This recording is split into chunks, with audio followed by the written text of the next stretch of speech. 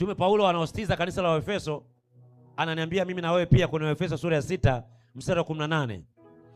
Anasema kwa sala zote na maombi mkisali kila wakati katika roho. Mkisali kila wakati katika nini? Katika roho. Namna ya tatu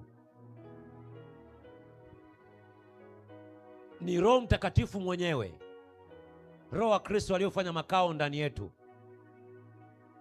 kuomba ndani yetu, kuomba pasipoweza kutamkwa, kuomba katika hali ya kuugua.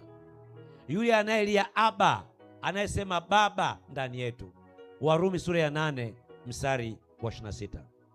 Hiyo ndiyo namna ya tatu ya kunena kwa lugha mpya au kunena kwa lugha. Kunena katika roho. Ni Roho mwenyewe anaugua ndani yetu kusikoweza kutamkika. Ndio yule ambaye unataka kumnyamazisha anyamazi.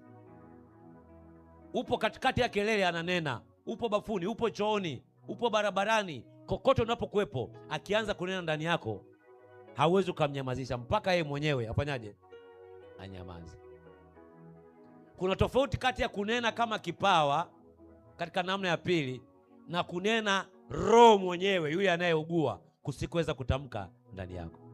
Nikasema mtu anenena kwa kipawa anaweza akanena hata kama ametoka kufanya uzinzi sasa hivi, hata kama ametoka kusengenya sasa hivi. Kipawa cha Mungu inaweza kikanena ndani yake.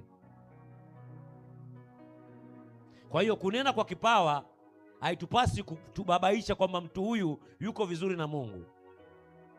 Lakini kuna hatua nyingine, mara baada ya mtu kunena kwa kipawa, kuna hatua nyingine anaingia ya ndani zaidi. Yule anayelia Aba katika hali ya kuugua kusikoweza kutamkika, anachukua nafasi ndani ya mtu. Hicho ni kiwango kingine cha unenaji ambaye Roho mwenyewe ndiyo anaomba ndani ya mtu. Yuda sura ya 1 mstari wa 20 anasema, lakini ninyi wapenzi, mkijijenga juu ya imani yenu iliyo takatifu sana na kusali katika Roho Mtakatifu. Kusali katika nini? Roho Mtakatifu.